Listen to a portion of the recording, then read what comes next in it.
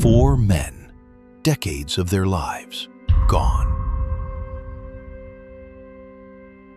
Cold case that baffled investigators for 34 years. And the man identified as the killer has now been linked to crimes, including murder in at least 5 states. Robert Springsteen sat on death row. Michael Scott was handed life in prison. Forrest Wellborn and Maurice Pierce carried the word murderer around their necks like a stone. None of them did it. And the worst part? The man who actually did it was already dead. He'd been dead for years. Their suspect is Robert Eugene Brashers, who died by suicide in 1999. He shot himself in a motel room in Missouri while the system was busy destroying the lives of 4 innocent men who were nowhere near that yogurt shop. This is the story of the yogurt shop murders, one of the most notorious cold cases in American history.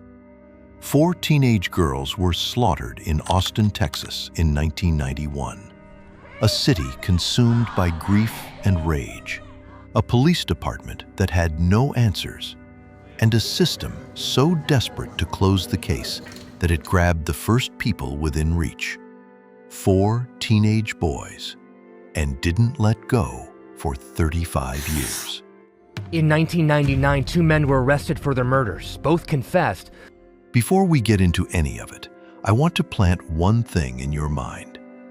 On the night he died, Robert Eugene Brashers, the actual killer, had a gun in his hand. A specific gun, a .380 pistol. Nobody connected that gun to anything at the time. Remember it, because years later, that gun is going to reach across time and unravel everything.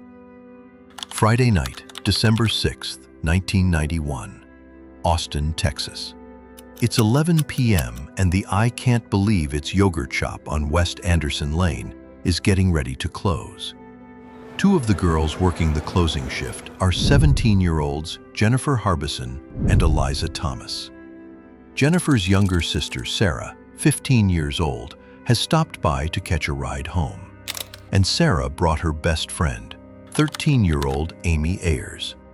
4 girls, a normal Friday night. They had no idea someone was already waiting for them. Just before midnight, a patrolman driving past saw flames.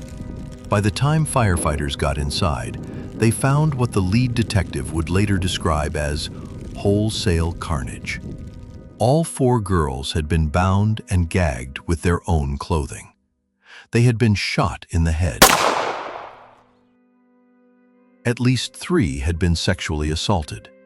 Then the shop had been doused with accelerant and set on fire, a deliberate attempt to destroy every trace of what had happened. Amy Ayers was 13 years old. Austin fell into shock. This was not a city used to crimes like this. Vigils, flowers, thousands of calls to the tip line. The governor of Texas offered a reward. The FBI was called in. A dedicated task force was formed solely to solve this one case. The entire weight of Texas law enforcement came down on this investigation, and they found nothing. For years, they found absolutely nothing. Here is where it gets sinister. Because a case with no evidence, under enormous public pressure, in a city demanding answers, that's not a recipe for good policing. That's a recipe for what happened next. And what happened next is a textbook case in how innocent people end up in prison. Stay with me. 8 days after the murders, a 16-year-old kid named Maurice Pierce was arrested at a mall about a mile from the yogurt shop. He had a .22 caliber revolver on him, the same caliber used in the killings. Police brought him in. Under questioning, Maurice said something that would set the next decade in motion. He told police his friend Forrest Wellborn had committed the murders, and that he'd lent Forrest his gun. Police pulled in all 4 boys: Maurice Pierce, 16, Forrest Wellborn, 15, Robert Springsteen, 17. Michael Scott, 17. All friends, all from the same orbit. When the ballistics test came back, Maurice's gun didn't match the bullets from the crime. No physical evidence connected any of them to it. So police did something that would haunt this case forever.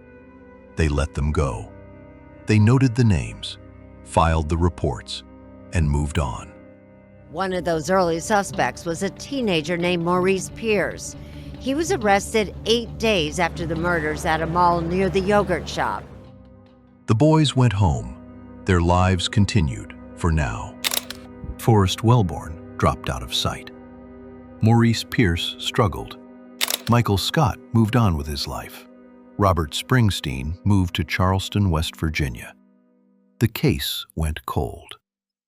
For 8 years, the yogurt shop murders were the defining unsolved crime of Austin, appearing on news specials, in documentaries. But as it turns out, a lot of that stuff was rat bones and theatrical parts. Robert Springsteen went to trial first, May 2001. The prosecution's case was, essentially, his own confession. A confession he said he never meant, never believed, and signed only because he had been worn down by hours of psychological pressure. The jury convicted him. The judge sentenced him to death. Robert Springsteen, 27 years old, sitting on death row in Texas for a crime he did not commit. Michael Scott went to trial next. September 2002. Convicted, sentenced to life in prison. And then, in a detail that still makes legal scholars shake their heads, the prosecution had used each man's confession as evidence against the other. At no point was either defendant allowed to cross-examine or confront the other in court. That's a direct violation of the Sixth Amendment's Confrontation Clause. The system had convicted 2 men using unconstitutional evidence, and it had done so in full view of everyone. Springsteen's death sentence was later commuted to life, after the Supreme Court ruled in 2005 that executing someone for a crime committed as a juvenile was unconstitutional. But he was still in prison. Scott was still in prison. And somewhere out there, the man who actually bound, shot, and burned 4 teenage girls was already dead, having shot himself in a Missouri motel room 3 years before either verdict was even read. The overturning started quietly. In 2004, the U.S. Supreme Court issued a landmark ruling in Crawford versus Washington, reformulating the Confrontation Clause. The Texas Court of Criminal Appeals applied it directly to both Springsteen and Scott's cases. Both convictions were overturned. Both men were granted new trials. It had nothing to do with their innocence. It was purely procedural. But it cracked the door open. Then came the DNA. In 2000, before either trial, a DNA test had already shown that none of the 4 boys' DNA was present anywhere at the crime scene. No DNA on the victims. No DNA under the fingernails. No DNA in the sexual assault evidence. None. Prosecutors pushed forward with the trials anyway, on the strength of the confessions alone. Now, in 2009, with new and more sophisticated DNA testing, investigators found something else: an unidentified male DNA profile on one of the victims. A stranger, someone not in any database. In October 2009, prosecutors asked a judge to dismiss all charges against both Springsteen and Scott. The judge agreed. After years, Scott in prison since 2002, Springsteen on death row since 2001, they walked out. No apology, no explanation, no exoneration, just dismissed. The case went cold again. The unknown male DNA profile sat in a database, unmatched, waiting. There's a brutal difference. These men couldn't fully clear their names. They couldn't sue. They couldn't be compensated. They couldn't move on. The word murderer still followed them. Maurice Pierce, who'd spent 3 years in jail, struggled with mental illness and was fatally shot by an Austin police officer in 2010. He never got his name back. He died with the label still on him. And the real killer? Still unidentified, still winning. Before we go any further, and trust me, we are not done, I want to take 10 seconds. If you're watching this, you care about cases like this. Cases where the system fails and real people pay the price. This channel covers exactly that. If you want to see more, subscribe. Now, back to Austin. Because between 2009 and 2017, almost nothing happened. And that silence is its own kind of injustice. For nearly a decade after the dismissals, the yogurt shop murders sat in limbo. Scott and Springsteen rebuilt their lives in the shadow of a case that could reopen at any moment. Wellborn had been quietly living with the stain for years, and Maurice Pierce's family was grieving a man whose name had never been cleared. The victims' families had no answers, no justice, nothing. Just 4 girls in the ground and a case with a file number and no resolution. I want to see her graduate. I want to see her become a veterinarian. She was a daddy's girl. Here is the question nobody in the American media asked loudly enough for 30 years. Not, who did this? But, how did a justice system with no physical evidence, no DNA match, a gun that didn't fit, and 2 confessions full of contradictions, how did that system send a 27-year-old man to death row? The yogurt shop murders are not just a story about a killer who escaped justice. They are a story about a machine, a prosecution machine that can chew up innocent people and spit out verdicts. And the only thing that eventually stopped it was science. Science the system tried to ignore for years. Born March 13, 1958, in Newport News, Virginia, Robert Eugene Brashers was described by those who knew him as intelligent, charming, and skilled with tools and weapons. He had a family, a wife, 3 children. To neighbors, he was a quiet, practical guy. Underneath that, a methodical, predatory, violent criminal who had been operating for years before December 6, 1991. 1985, Port St. Lucie, Florida. Brashers lures a woman named Michelle Wilkerson into his car under the pretense of friendly conversation. When she tries to leave, he shoots her in the head and neck. She survives. She identifies him. He is convicted. He serves time. He is released. And the violence does not stop. It escalates. In 1990, DNA evidence would later confirm he raped and murdered Genevieve Zitricki in Greenville, South Carolina. He was a man who had already killed before the yogurt shop. Nobody knew.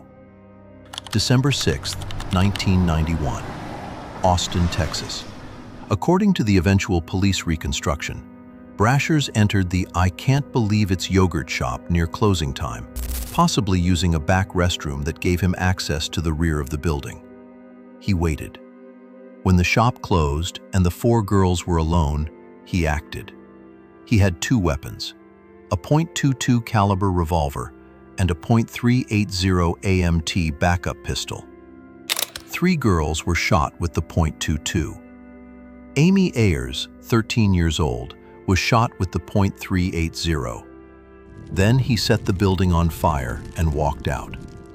Less than 48 hours after the murders, December 8, 1991, Robert Eugene Brashers was stopped by U.S. Border Patrol at a checkpoint between El Paso, Texas, and Las Cruces, New Mexico. He was driving a stolen car from Georgia. He had a .380 pistol on him. Police noted the traffic stop. They released him. He drove west. He kept going. And he kept killing, operating freely for 8 more years, while 4 innocent teenagers in Austin were being positioned to take the blame. January 13th, 1999. Police tracked Brashers to a Super 8 motel in Kennett, Missouri. He'd stolen a car. He had his family with him. After hours of standoff negotiations, he released them. He did not come out. 4 hours into the standoff, Robert Eugene Brashers raised his .380 pistol, the same .380, and shot himself in the head.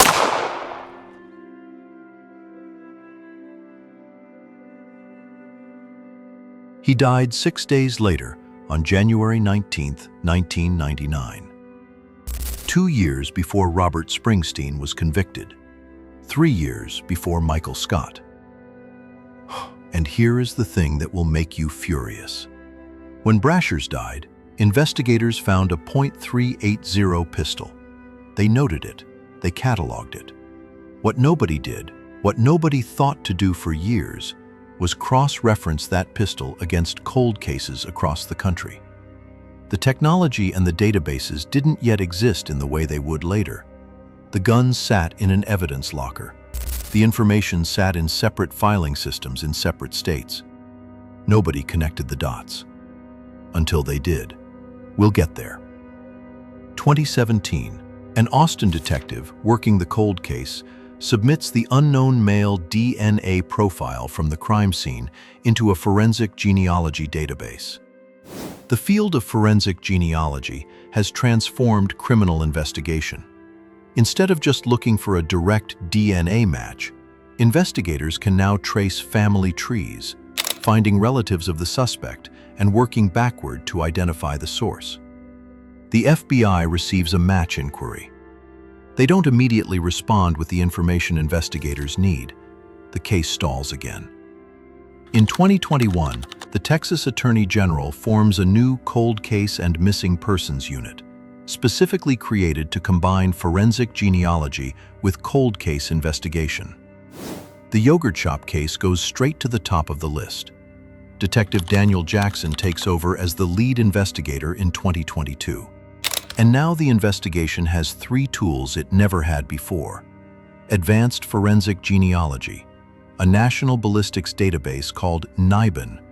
Remember the .380 pistol from Brashers' 1999 suicide? Here's where it becomes the key that opens everything. Detective Jackson discovers that a bullet casing found in a drain inside the yogurt shop, collected in 1991 and sitting in evidence for 32 years, matches the make and model of Brashers' .380. The NIBIN ballistics database then connects that casing to another cold case, a murder in Kentucky. That murder was tied to Brashers. The circle was closing. In 2018, Brashers' body was exhumed. His DNA was extracted. It was compared against the unknown male profile from the yogurt shop. It matched. It matched in 3 of the 4 sexual assault evidence kits from the victims. Then, Amy Ayers' fingernail clippings were retested using newer technology. Brashers' DNA was under her nails. The statistical probability? 2.5 million to 1. It was him. Austin Police Chief Lisa Davis stood at a podium and said what families had waited 3 decades to hear. After 34 years, the Austin Police have made a significant breakthrough in this case.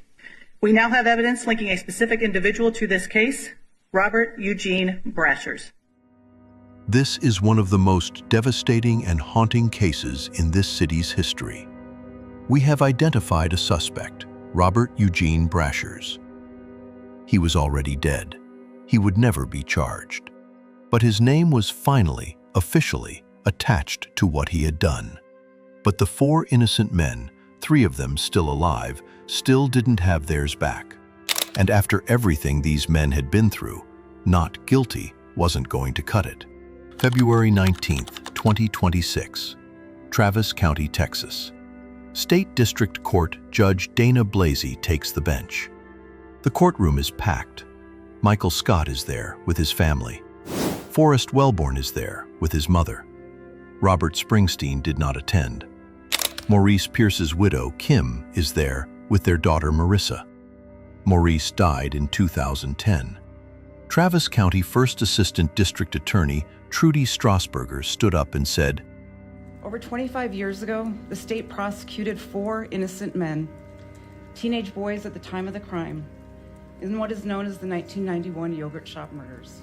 Judge Blasey declared all 4 men actually innocent. No judgment can fully remedy the burden that you have carried.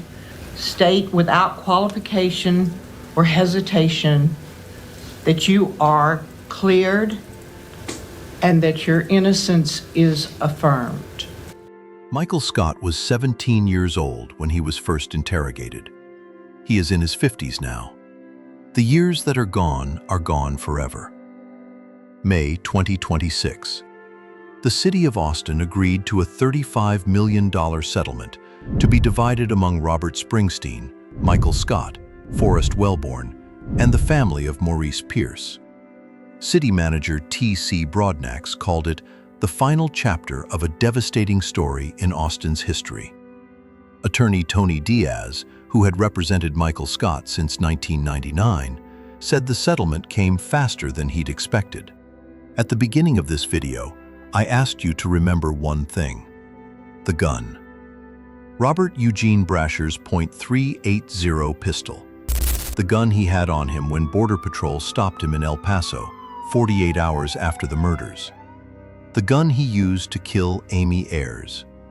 The gun he pointed at his own head in that Missouri motel room 8 years later. That gun is why Robert Springsteen is alive today. That gun is why Michael Scott got his name back.